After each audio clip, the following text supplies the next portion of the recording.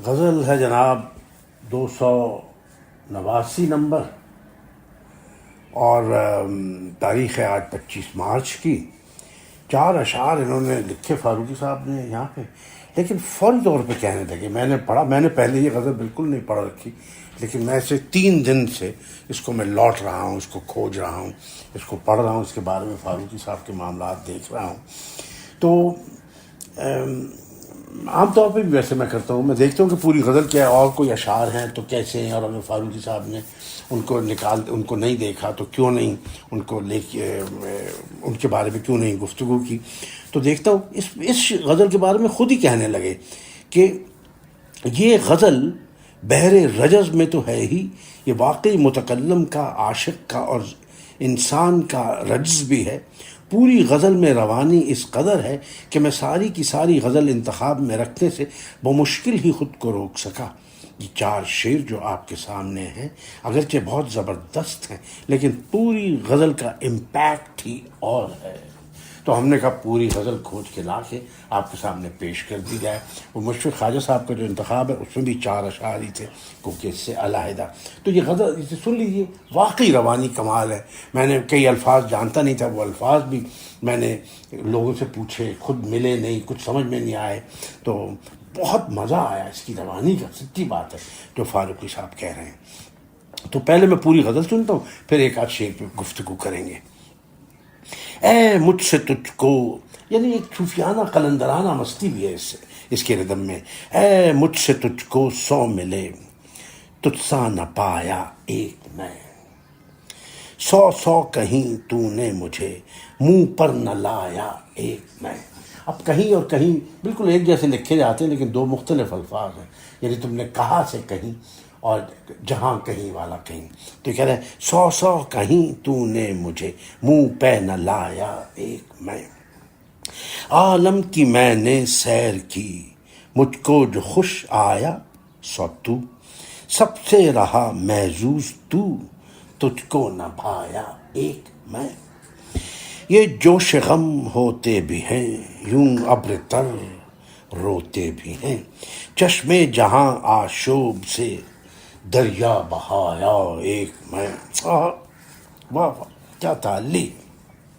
چشم جہاں آشوب سے دریا بہایا ایک میں تھا سب۔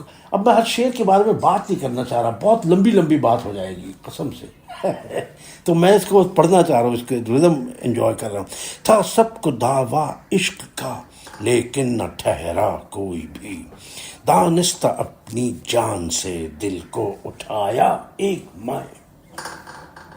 میں طالب صورت۔ واہ، کیا کہنے، کیا کہنے! طالب صورت کی ترکیب ہے، طالب صورت سبھی مجھ پر ستم کیوں اس قدر، ہے طالب صورت سبھی مجھ پر ستم کیوں اس قدر، کیا مجرم عشق بتاں یا ہوں خدایا ایک میں۔ بجلی سے یوں چمکے بہت پر بات کہتے ہو چکے، یوں ابر ساری خلق پر ہوں اب تو چھایا ایک میں۔ 100 رنگ وہ ظاہر ہوا، کوئی نہ جاگا سے گیا، دل کو جو میرے چوٹ تھی طاقت نہ لایا ایک میں۔ کیا بات ہے! اس گلستاں سے منفعل یوں تو ہزاروں کو ہوئی، دیکھا نہ سر وہ گل کا یاں، تجھ سر پہ سایہ ایک یاں۔ رسم کہن ہے دوستی، ہوتی بھی ہے الفت بہم، میں کشتنی ٹھہرا جو ہوں، کیا دل لگایا ایک میں، کیا دل لگایا ایک میں۔ جن نے دیکھا تھا اسے، بے خود ہوا چیتا بھی پھر، پر میر جیتے جی بخود ہرگز نہ آیا ایک میں۔ واہ جی واہ واہ! اب جو ہے، پہلے تو یہ میں ایک بات، جو لفظ جو بالکل ہی عجیب نکلا وہ یہ تھا کہ جن نے دیکھا تھا اسے، بے خود ہوا، میں اس کو چیتا چیتا پڑھ رہا تھا کیونکہ زیر نہیں تھا، اور میں نے اس کے علاوہ کوئی اس کا مطلب نہیں دیکھا. چیتا بھی پر میر جیتے. پھر میں نے اپنے ایک دو دوستوں سے بات کی، عام طور پہ صابر ظفر اور شاہد مسعود کیونکہ دوست ہیں، اور جب ان سے بات کی تو انہوں نے مجھے بتایا کہ یہ چیتا لفظ ہے، اور یہ چیتا ہندی کا لفظ ہے. اور میں نے پنجابی کا ضرور سن رکھا تھا، چیتا مینو چیتا بھل گیا. تو میں ہو کہنے لگی یہ وہ والا چیتا ہے، اور ہندی کا چیتا اردو میں بھی آیا ہوا ہے، پنجابی میں بھی آیا ہوا ہے. میرے لیے حیرت ناک بات تھی، اردو میں تو میں نے کبھی نہیں سنا صاحب. خیر میں نے کیا سنا ہے، لیکن میں تو سوچ ہی نہیں سکتا تھا. تو اس لیے اب جب بھی چیتا لکھوں گا میں زیر کے ساتھ ضرور لکھوں گا چیتا. ریختہ میں نے دیکھا اس کے معنی تھے کہ ذہن، حافظہ، یعنی ہادی کوئی ہو بہت بڑا، اس کو بھی چیتا کہتے ہیں پنجابی. چیتا کمال ہو گیا. میں تو بلی والا چیتا سمجھ رہا تھا. جن جن نے دیکھا تھا اسے بے خود ہوا چیتا بھی، پھر پریشان بھی ہوا پھر. پر میر جیتے جی بخود ہرگز نہ آیا ایک میں. اب وہ جو شعر ہے جس پہ بات کرنا چاہ رہے ہیں وہ یہ کہ سو رنگ وہ ظاہر ہوا کوئی نہ جاگا سے گیا، دل کو جو میرے چوٹ تھی طاقت نہ لایا ایک میں. کہتے ہیں کہ جب تک کہ دل میں میلان نہ ہو، یعنی وہ سبجیکٹیوٹی والی بات ہے کہ beauty in the I of the بیہولڈر، کہ سودا جو تیرا حال ہے ایسا تو نہیں، وہ والی بات. جب تک دل میں میلان نہ ہو، یعنی دل خود عشق کے تجربے کو قبول کرنے کو تیار نہ ہو، تب تک عشق کی سعادت نصیب نہیں ہو سکتی. یعنی عشق کے لیے ایسا دل چاہیے جو عشق کر سکتا ہو، اور اگر دل پہلے سے درد مند ہو تو پھر کیا کہنا. بزرگوں نے اسی لیے عشق کی تلقین کی ہے کہ اس کے ذریعے انسان کے مزاج میں گداختگی پیدا ہوتی ہے، اور اس طرح وہ مجازی سے حقیقی کی طرف گزارا کر سکتا ہے. ہمارے والدین کی طرف سے ایسی کوئی نصیحت نہیں ہوئی، نہ انہوں نے ہمیں انسسٹ کیا. یہ سب بربادی ہم نے خود ذاتی طور پہ یہ گداختی کی بھی خوب لفظ ہے، گداز سے. غالب کا شعر ہے کہ حسن فروغ شمع سخن دور ہے اسد، حسن فروغ شمع سخن دور ہے اسد، پہلے دل گداختہ پیدا کرے کوئی. گداختہ مصرع اول میں 100 رنگ کے 2 معنی ہیں. وہ 100 رنگ سے یعنی 100 طرح سے ظاہر ہو، 100 طرح سے ظاہر ہو.